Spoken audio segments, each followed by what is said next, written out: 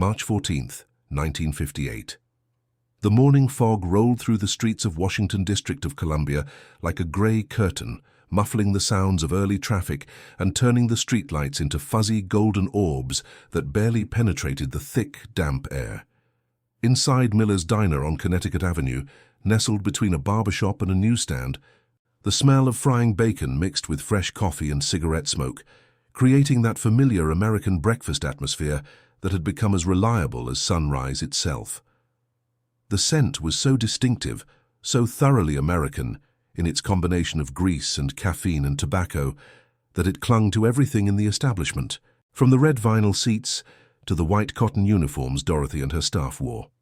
Dorothy Miller wiped down the long Formica counter for what must have been the 100th time that morning, her practiced movements automatic after 16 years of serving coffee and eggs to government workers, tourists, and everyone in between. Her hands moved with the efficiency born of countless repetitions, the cloth following the same circular pattern it had traced thousands of times before, removing invisible smudges and spills that probably were not even there. She believed she knew every type of customer who walked through that door, that nothing could surprise her anymore after nearly 2 decades of pouring coffee and taking orders in the shadow of the nation's capital. She had served senators and secretaries, janitors and journalists, diplomats and delivery drivers. She had memorized faces and preferences, learned to read moods from the way people sat down at the counter, could predict orders before they were spoken. She had no idea that her ordinary Thursday morning routine was about to intersect with one of the most sophisticated espionage operations the Soviet Union had ever mounted on American soil, and that her simple observation about how a man ordered his coffee would unravel a spy network that had been operating undetected for 7 years, compromising American military secrets at the highest levels.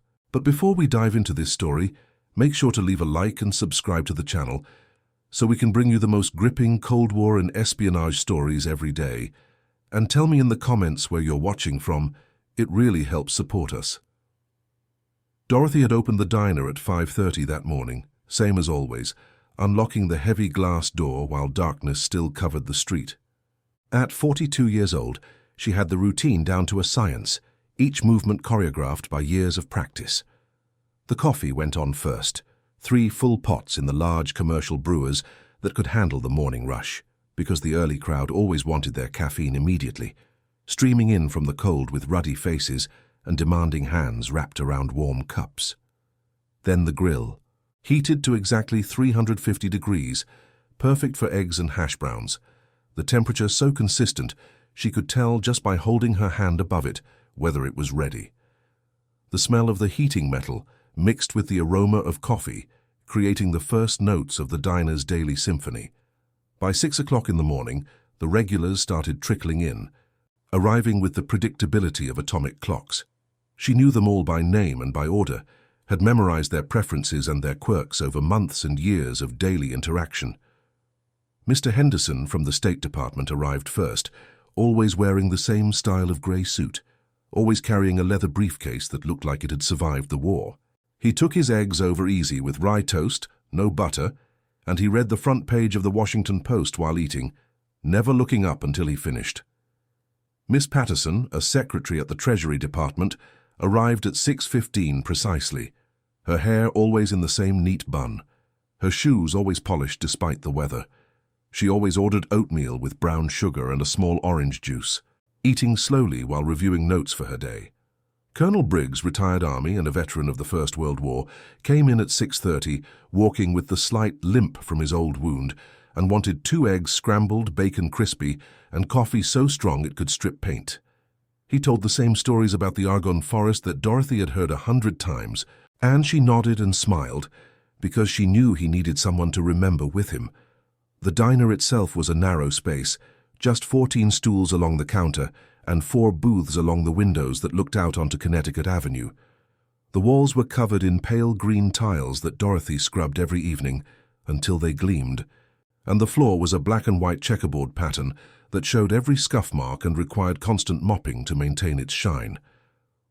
A Wurlitzer jukebox sat in the corner near the door, usually playing Perry Como or Patti Page, the crooning voices providing a soundtrack to the clatter of plates and the murmur of conversation. though some of the younger customers fed it quarters for Elvis Presley songs that Dorothy secretly enjoyed, despite claiming they were too loud and claiming the world was going downhill with all this rock and roll nonsense. Her husband Frank had died during the war, Normandy Beach on the 6th of June 1944, 14 years ago now. The telegram had arrived on a Tuesday afternoon, delivered by a young man in uniform who could barely meet her eyes. Frank had been 28 years old, 6 years younger than Dorothy was now, and he had been planning to open this diner when he returned from France. They had talked about it in letters, Frank describing his vision for a place where working people could get a good meal at a fair price, where everyone would be welcome regardless of their station in life. He had sketched floor plans on the backs of envelopes, drawn pictures of the counter layout, planned the menu down to the side dishes. After the funeral, after the flag had been folded and presented and stored in a drawer where Dorothy could not see it every day, she had found those letters and those sketches. She had taken the small amount of life insurance money and the savings they had accumulated, and she had made Frank's dream real. The diner had opened in 1946, just 10 months after the war ended. It had been rough at first, learning the business, learning to manage the finances, learning to handle the difficult customers and the early mornings and the aching feet. But she had persevered, driven by the need to create something that would honor Frank's memory, something that would prove his death had not been meaningless, that his dreams could still come true even if he was not there to see them. Over the years, the diner had become more than just a memorial. It had become Dorothy's identity, her purpose, her connection to the community. She took pride in knowing her customers, in remembering that Mr. Thompson liked extra pepper on his eggs and would become grumpy if you forgot, that young Jimmy Walker always ordered a chocolate milkshake with his burger no matter what time of day it was, even at breakfast when such a choice seemed absurd, that Mrs. Chen from the laundromat next door preferred tea to coffee, a rarity in this establishment, where coffee was practically a religion. These small details mattered to Dorothy. They were what separated her diner from the chain restaurants that were starting to appear, the places where nobody knew your name and nobody cared how you liked your eggs. The morning of March 14th started like any other. Dorothy had her regulars seated and served by 7 o'clock in the morning, each one occupying their usual spot, as if assigned seating existed, though it was all just habit and routine. The morning rush brought in the usual faces, people grabbing quick breakfasts before heading to their government jobs in the various departments and agencies that made Washington the center of American power. She worked efficiently, her body moving through the familiar dance of the breakfast service, calling orders back to Carlos in the kitchen, refilling coffee cups without being asked, making small talk about the weather, which had finally started warming after a brutal winter, and about the Washington Senators' chances in the upcoming baseball season, which everyone agreed were not particularly good, but what else could you expect from a team that perpetually disappointed its fans? The radio behind the counter played news between the music, the announcer's voice describing tensions in Berlin, where the Soviets were making threatening noises again, and developments in the space race, where both America and the Soviet Union were competing to be first to launch a satellite into orbit. Dorothy half listened as she worked, her attention divided between the radio, her customers, and the constant demands of keeping a busy diner running smoothly. The news seemed far away from the everyday reality of pouring coffee and serving eggs, yet it formed a constant backdrop to life in Washington, where so many of the customers worked in jobs connected to these larger global struggles. Carlos, her cook, was a steady presence in the kitchen. He was 53 years old, a veteran himself from the First World War, and he had been with Dorothy since she opened the diner. He knew the menu as well as she did, could anticipate rushes and slow periods, worked with the smooth efficiency of someone who had cracked 10,000 eggs and flipped 20,000 pancakes. They had a relationship built on mutual respect and unspoken understanding, communicating through shorthand and gestures that outsiders would find incomprehensible, but which worked perfectly for them. The breakfast crowd started to thin around 7:30 as people rushed off to their jobs, leaving coffee cups and empty plates and crumpled napkins in their wake. Dorothy cleared tables, wiped down the counter, prepared for the mid-morning lull when traffic would slow before the lunch crowd started arriving around 11:30.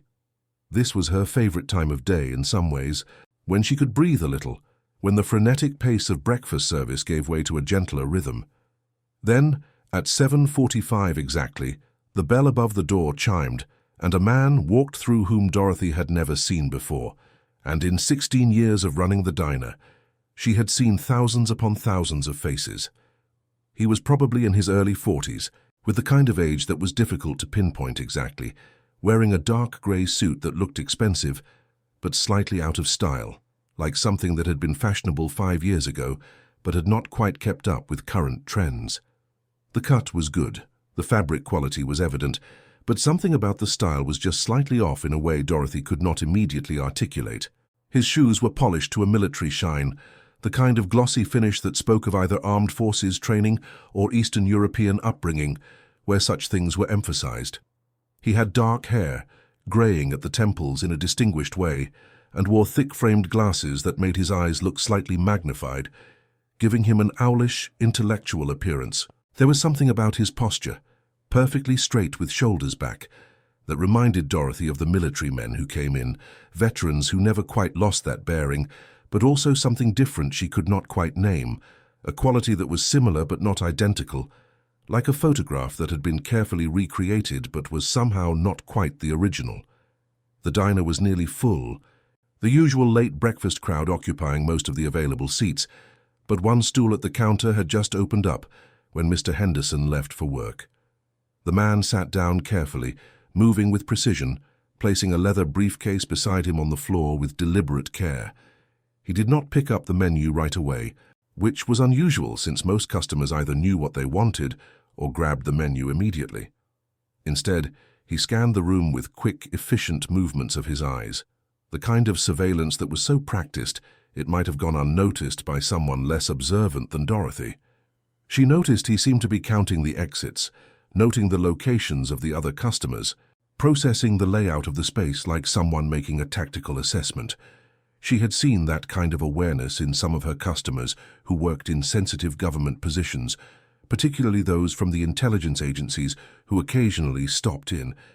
But this felt more intense somehow, more thoroughly trained, as if the man was not just aware of his surroundings, but was actively mapping them for potential threats or escape routes. Dorothy approached with her order pad and her professional smile, the one she had perfected over thousands of customer interactions. "Good morning, hon. What can I get you?" The man looked up at her, and Dorothy noticed his eyes were a very dark brown, almost black, with an intensity that was slightly unsettling. He smiled, but it did not quite reach those eyes, remaining instead a social gesture disconnected from genuine warmth. When he spoke, his English was perfect, grammatically flawless with clear pronunciation, but there was something just slightly off about the rhythm of it, the cadence, the way the words flowed together. It was like someone who had learned the language very well from books and tapes, but not quite from living it, from using it in casual daily interaction where mistakes were made and corrected informally. "Good morning," he said, and even those two simple words carried that subtle wrongness. "I would like coffee, please, small cup, very strong, and 1 egg, boiled hard." Dorothy wrote it down on her pad, but something about the order made her pause, made her hand hesitate over the paper. It was not unusual exactly, people ordered all sorts of combinations, but it was not quite right either. Americans did not typically ask for coffee in a small cup. Coffee came in cups, standard size, and you drank as much as you wanted because refills were free, a fundamental aspect of diner culture that everyone who had grown up in America understood instinctively. And the way he said boiled hard instead of hard-boiled was just slightly awkward, a small grammatical inversion that a native speaker would not make. These were tiny things, almost negligible, the kind of details that most people would not notice or would dismiss if they did. But something about them bothered Dorothy in a way she could not immediately articulate. "Sugar and cream with that coffee, hun?" she asked. "No, thank you. Black is fine," he said, and again there was that tiny hesitation, that slight formality that felt out of place in a diner, where most customers just said black or yeah, both. Dorothy poured his coffee into a regular-sized cup and brought it over with a small pitcher of cream and sugar packets anyway, because that was just what you did. The man looked at the cup with something that might have been surprise or confusion, though he covered it quickly. He picked it up, took a sip, and Dorothy saw his expression change slightly. His eyes widened just a fraction, and he set the cup down a bit quickly, as if the coffee was not what he expected. "Is something wrong with the coffee?" Dorothy asked. "No, it is fine," he said quickly. "Very good. American coffee is different from what I'm accustomed to." And there it was, that tiny slip. American coffee. Not different from what I usually drink, or stronger than I make it at home, but specifically identifying it as American coffee, as if he was comparing it to coffee from somewhere else. Dorothy went back to her work, but she kept watching him from the corner of her eye. The man drank his coffee slowly, using both hands to hold the cup in a way she had never seen anyone hold a coffee cup before. He did not add sugar or cream, but he kept looking at the cup like he was solving a puzzle. When his hard-boiled egg arrived, he peeled it carefully and ate it with a fork and knife, cutting it into precise small pieces. Most people just peeled an egg and bit into it, or maybe cut it in half and seasoned it. This man treated it like a formal dinner course. Dorothy had lived through the war. She had listened to the civil defense drills and the warnings about saboteurs and fifth columnists. After the war, as the Cold War intensified, there had been all those newsreels about Soviet spies, about agents living among Americans, pretending to be normal citizens while stealing secrets. There had been the Rosenberg trial, Klaus Fuchs, all those stories about people who looked and sounded American, but were working for Moscow. The government had even put out pamphlets encouraging citizens to report suspicious behavior. Dorothy had one in the drawer under the register, something that had been distributed to business owners 2 years ago. She had laughed about it at the time with Carlos, joking about whether the mailman might secretly be a communist agent because he always wore red socks. But watching this man at her counter, drinking his coffee with that strange two-handed grip, cutting his hard-boiled egg with a knife and fork, speaking English with that slightly too perfect grammar, Dorothy felt a cold sensation in the pit of her stomach that had nothing to do with humor. She tried to tell herself she was being ridiculous. The man was probably just European, maybe a diplomat or a businessman from France or Germany. Lots of Europeans came through Washington. They had different customs, different ways of doing things. There was no reason to assume anything sinister, but the feeling would not go away. The man finished his egg and his coffee.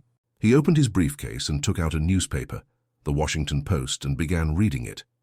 Dorothy noticed he read it in a specific way, starting from the back and working forward, spending a long time on certain pages. When he got to the classified ads section, he took out a small notebook and wrote something down. That was when Dorothy made her decision. She walked to the back office, where the phone sat on Frank's old desk, the same desk where he had planned the diner all those years ago.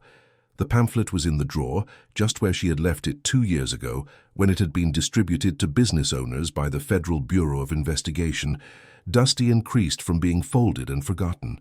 On the back was a phone number for reporting suspicious activity to the FBI's Washington field office, along with instructions emphasizing that all reports would be treated seriously and that concerned citizens should not hesitate to call, even if they were uncertain.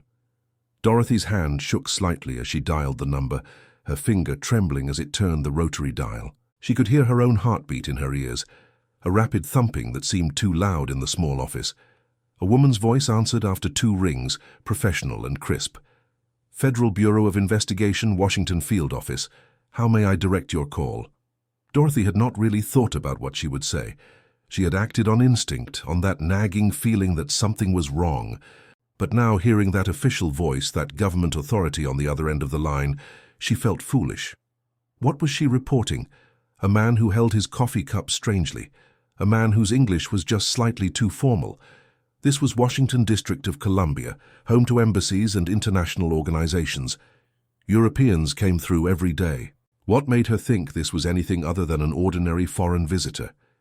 I run a diner on Connecticut Avenue," Dorothy started, her voice uncertain. "There's a pamphlet you folks sent around a couple years back about reporting suspicious persons. I have it here in my drawer." "Yes, ma'am. Are you calling to report suspicious activity?" The woman's voice had sharpened slightly, become more focused. "I might be overreacting," Dorothy said quickly, the words tumbling out. "But there's a man in my diner, sitting at my counter right now, and something about him just feels wrong. The way he ordered his coffee, the way he talks, the way he sits, I don't know. It probably sounds crazy. I've served thousands of people and nobody ever made me feel quite like this. Ma'am, what's your name and the exact location of your establishment? The woman's voice had become sharper, more urgent. Dorothy gave her information, spelled out her name, provided the street address and the nearest cross street. The woman asked her to hold, and Dorothy heard a click as she was transferred. Through the door she could see the man still sitting at the counter, reading his newspaper with that careful attention, looking completely normal. She felt like an idiot. This was paranoia, Cold War hysteria, the kind of thing that ruined innocent people's lives. A man's voice came on the line, deep and authoritative, with the kind of confidence that came from years of dealing with sensitive information. This is Special Agent Thomas Warren, Counterintelligence Division. You reported a suspicious individual at your establishment. Yes, sir, I mean maybe. There's a man at my counter who just seems off somehow. I can't quite explain it. Can you describe him for me, please? Take your time. Include as much detail as possible. Dorothy did her best, describing the grey suit that was just slightly out of style, the shoes polished to that military shine, the thick glasses that magnified his eyes, the way he carried himself with that perfect posture, the briefcase that looked European somehow in its design, the way he had scanned the room when he first entered like someone conducting surveillance. You said something about how he ordered coffee, Agent Warren asked, and Dorothy could hear him writing things down, the scratch of pen on paper coming through the phone line. He asked for a small cup, very strong, and when I brought him a regular cup, he looked at it like he was surprised by the size. Then he holds the cup with both hands, like this. Dorothy realized the agent could not see her gesture, like he's cupping it with both palms, holding it close to his face. And when he drinks it, he I don't know, he had this expression like the coffee was not what he expected, like the taste surprised him or disappointed him somehow, like he expected something completely different from what American diner coffee tastes like. There was a pause on the line, and Dorothy could hear Agent Warren breathing, could sense him thinking, processing this information through some filter of experience and training that she did not have access to. Ma'am, I need you to listen carefully to what I'm about to tell you. Do not approach this man again unless it's in the normal course of serving him. Do not let him know you've called us. Do not do anything that might alert him to your suspicions. Can you keep him there at your establishment for approximately 20 to 30 minutes?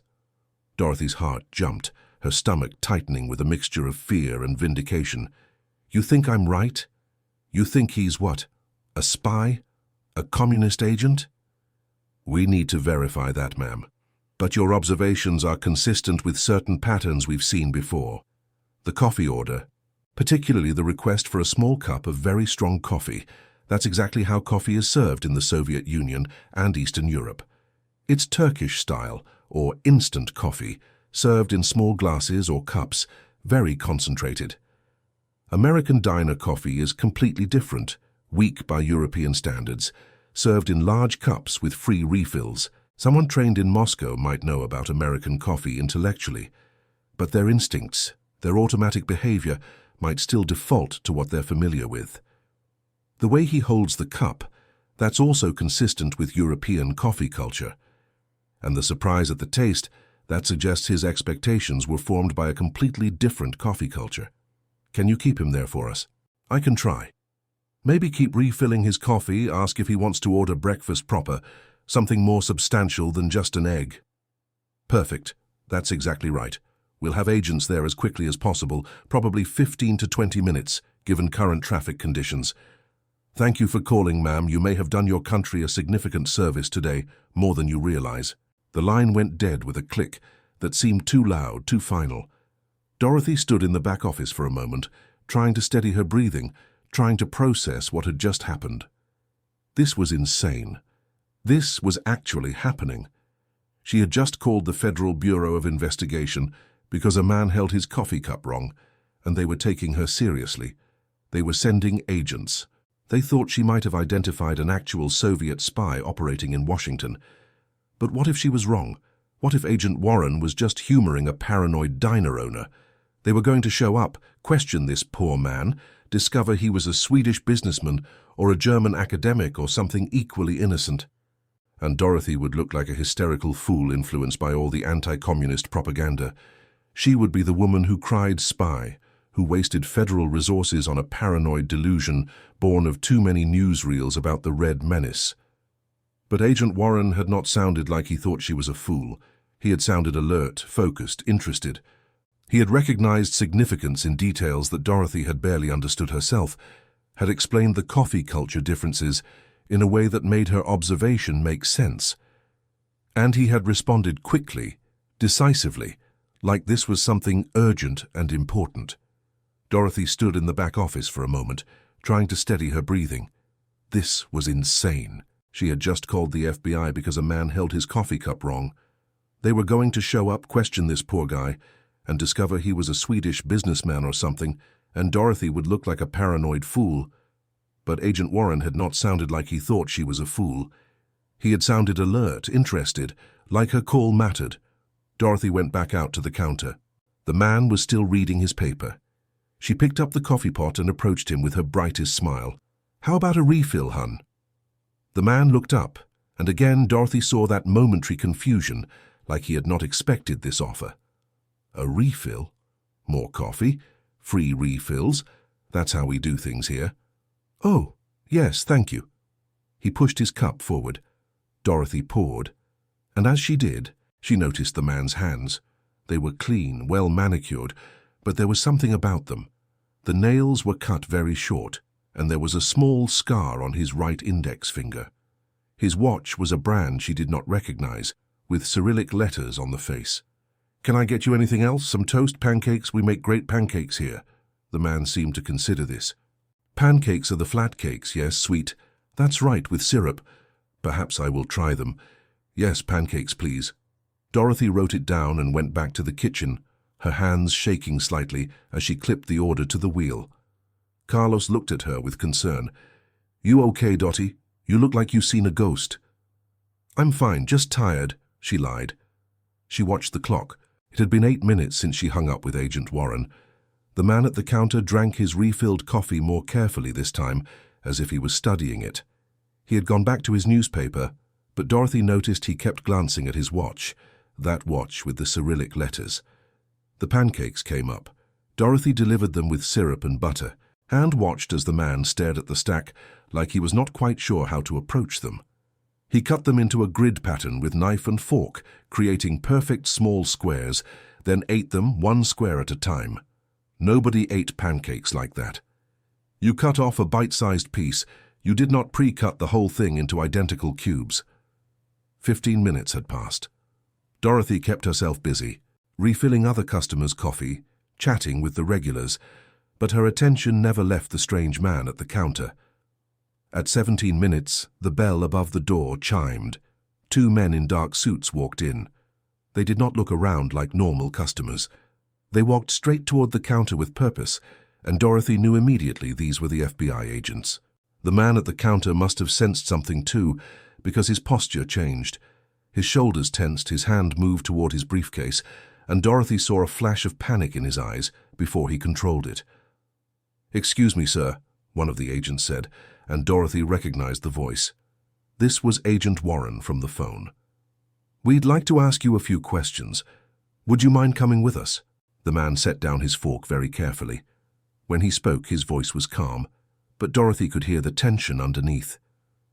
"I am sorry. I do not understand. What is this about?" "Just some routine questions, sir. If you'd come with us." The second agent had moved to block the door. The diner had gone silent. All the customers were watching now. The man looked at Dorothy, and in that moment, she saw him realize what had happened. His eyes met hers, and there was a flash of anger there, quickly suppressed, then something that might have been respect, or perhaps just resignation. "Very well," he said quietly. He reached for his briefcase. "We'll take that, sir," Agent Warren said, smoothly removing the briefcase from the man's reach. They escorted him out of the diner. Dorothy watched through the window as they put him in a black sedan and drove away. The entire encounter had taken less than 3 minutes. The diner erupted in excited chatter. Everyone wanted to know what had just happened, who that man was, why the FBI had taken him away. Dorothy just stood there holding her coffee pot, feeling strangely numb. Carlos came out from the kitchen. "Dottie, what the hell was that?" "I don't know," Dorothy said, which was true. "I really don't know." What Dorothy did not know, what she would not learn for several weeks, was that the man she had served coffee that morning was named Viktor Sergeyevich Volkov, though his American passport identified him as Victor Sawyer, an industrial consultant from Detroit. He had entered the United States 6 months earlier, with perfect documentation, a complete cover story, and a mission to photograph classified documents from inside the Pentagon using a miniature camera disguised as a cigarette lighter. Volkov was what the Soviets called an illegal, an agent operating without diplomatic cover, living under a false identity. He had been trained for 3 years at a special facility outside Moscow, where he learned to speak English without an accent, to dress like an American, to understand baseball scores and popular music, and all the tiny details that made someone blend in. His trainers had taught him about American customs, American slang, American food, but they had not taught him about diner coffee culture. In the Soviet Union, coffee was a luxury, usually prepared Turkish style or as instant coffee, served in small cups, strong and thick. The concept of free refills, of bottomless cups of weak American coffee, was foreign to Volkov's experience. His training had covered many things, but not the specific ritual of American breakfast coffee service. And that tiny gap in his preparation, combined with Dorothy Miller's 16 years of experience reading her customers, had brought down an operation that had cost the Soviet government hundreds of thousands of rubles and years of preparation. The FBI discovered this when they searched Volkov's apartment in Alexandria. They found the miniature camera, rolls of exposed film, a shortwave radio, code books, and most damning of all, a file of classified documents he had already photographed. The documents detailed American missile defense systems, information that would have been devastating in Soviet hands. Volkov's arrest led to 3 more arrests over the following month. He had been part of a network, and while he refused to talk, the materials found in his apartment gave the FBI enough leads to roll up the entire operation. 2 of the other arrested agents were also posing as American businessmen. The 4th was a clerk in the Defense Department who had been selling secrets for 5 years, never knowing that his Soviet contact was about to be exposed by a waitress who noticed something odd about a coffee order. The story eventually made the newspapers, though Dorothy's name was kept out of the initial reports at the FBI's request for her safety. The headline in the Post read, "Soviet spy ring broken, FBI credits alert citizen." The article mentioned that an observant business owner had noticed suspicious behavior and made the call that started the investigation. 3 weeks after Volkov's arrest, Agent Warren came back to the diner. It was a Tuesday afternoon during the slow period between lunch and dinner. Dorothy was wiping down tables when she saw him come in. "Agent Warren," she said, suddenly nervous, "is everything all right?" "Everything's fine, Mrs. Miller. Better than fine, actually. I wanted to thank you personally and to let you know what happened." He told her about Volkov, about the spy ring, about the classified documents. As Dorothy listened, she felt a strange mixture of pride and disbelief.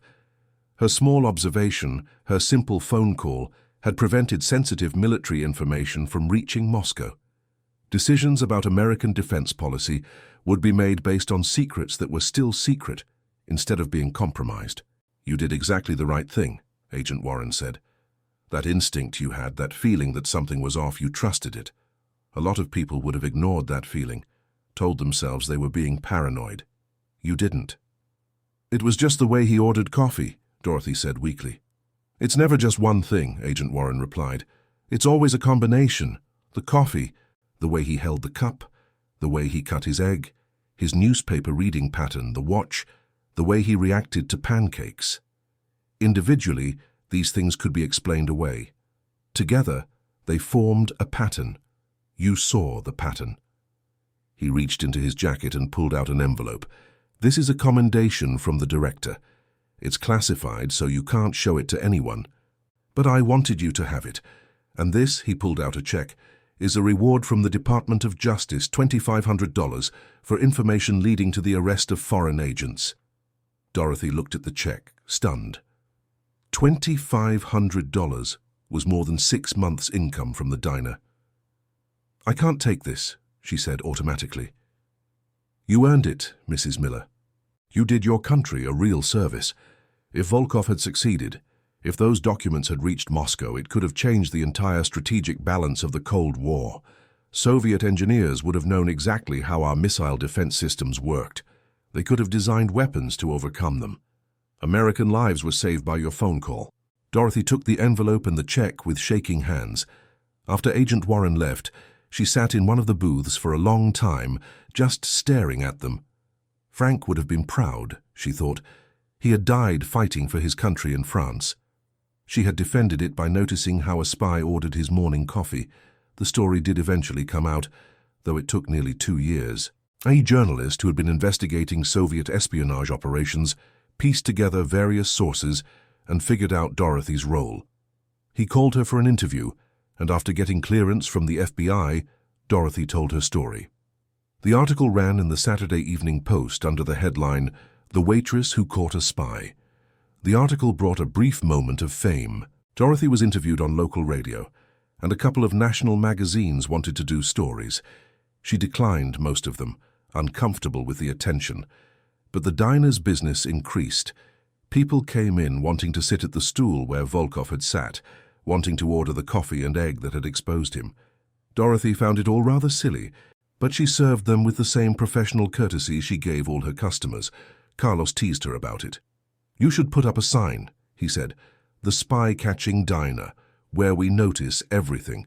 "Don't you dare," Dorothy laughed. But the fame faded, as fame always does. Within 6 months, things were back to normal. The regulars returned to their usual routines. Dorothy poured coffee and took orders and wiped down the counter, same as always. Except it was not quite the same. Dorothy found herself watching her customers more carefully now, noticing the small details. The way a young man's accent did not quite match his Midwestern clothes. The way a woman's expensive handbag did not fit with her story of being a struggling graduate student.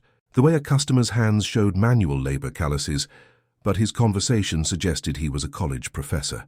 Most of these observations meant nothing, of course. People were complicated. They had histories and circumstances that did not always add up neatly. But twice more over the years, Dorothy made calls to Agent Warren's number, reporting individuals who just did not seem quite right.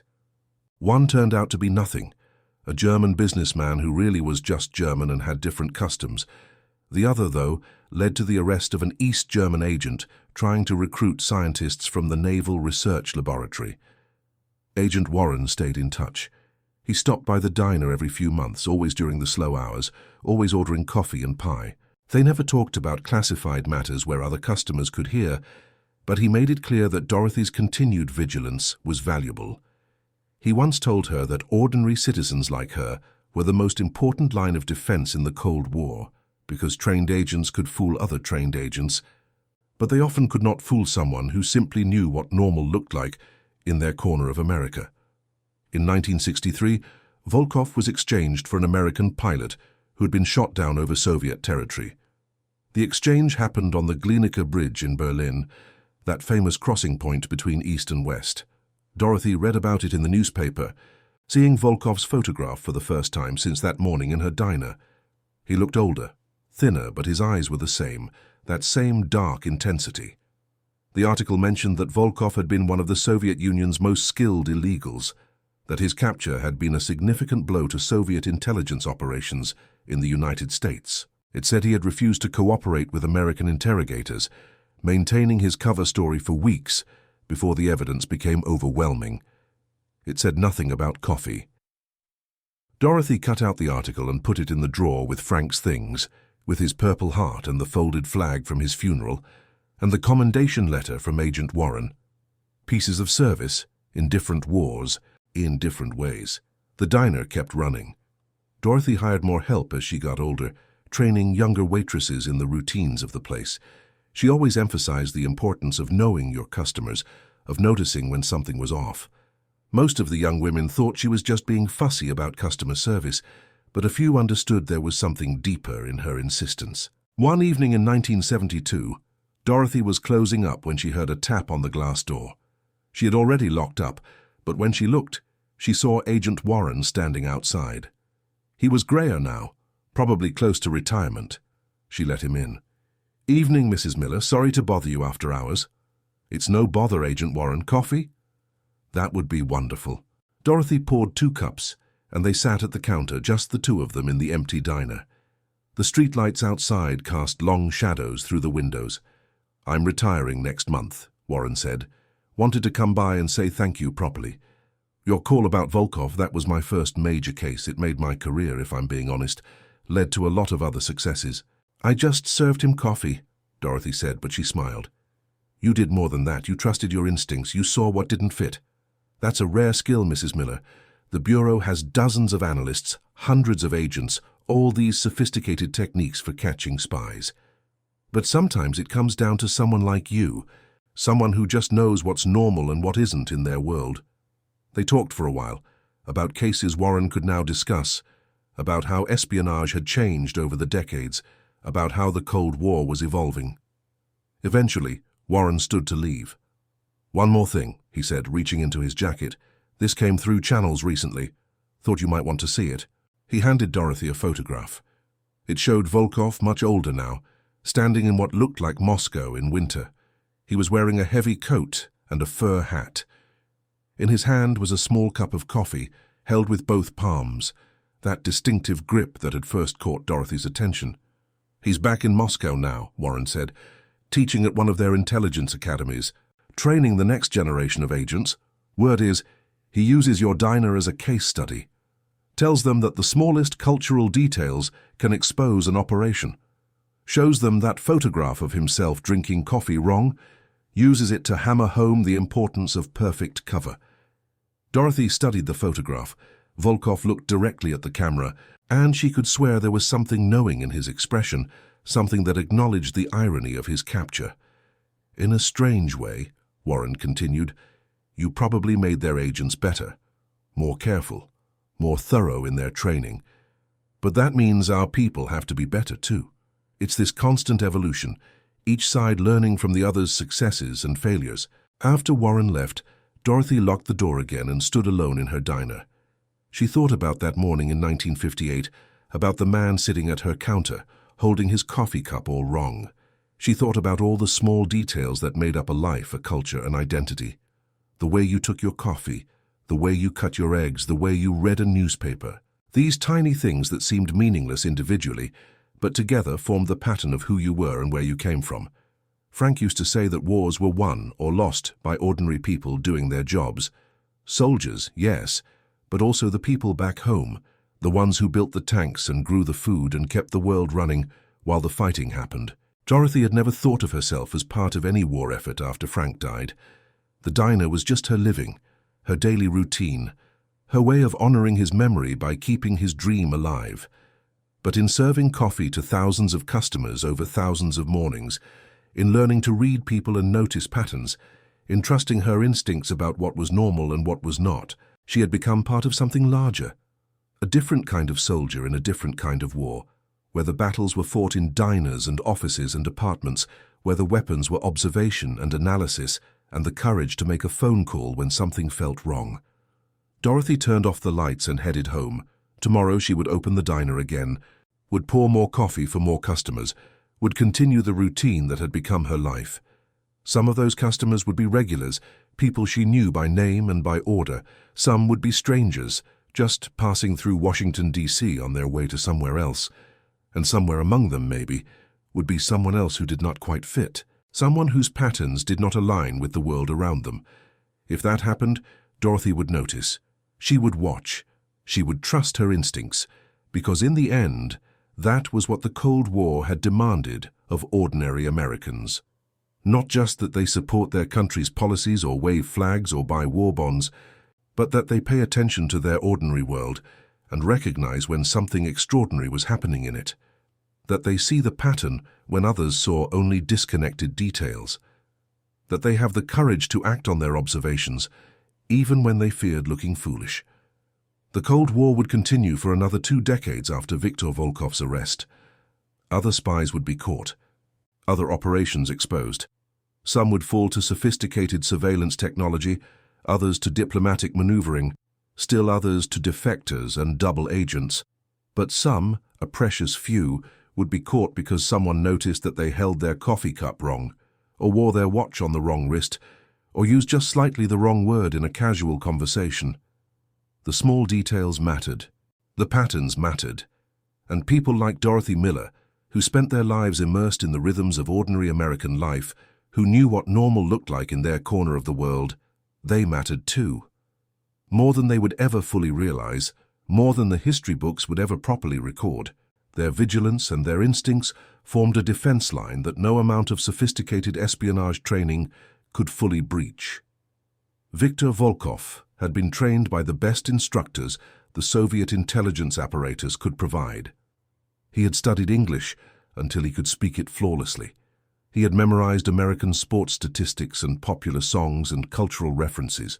He had learned to walk like an American, to dress like an American, to think like an American. But he had not learned to order coffee like an American who had been drinking coffee in American diners his entire life. And that one gap, that one small oversight in his otherwise impeccable cover, had brought down his mission and his network. In the great game of espionage, in the shadowy world of spies and counter-spies, sometimes the difference between success and failure came down to something as simple as knowing that in an American diner you did not ask for a small cup of very strong coffee. You just asked for coffee, and you knew the refills were free. And that concludes our story. If you made it this far, please share your thoughts in the comments. Don't forget to subscribe for more incredible stories, and check out the video on screen. I'm sure you'll enjoy it. See you next time.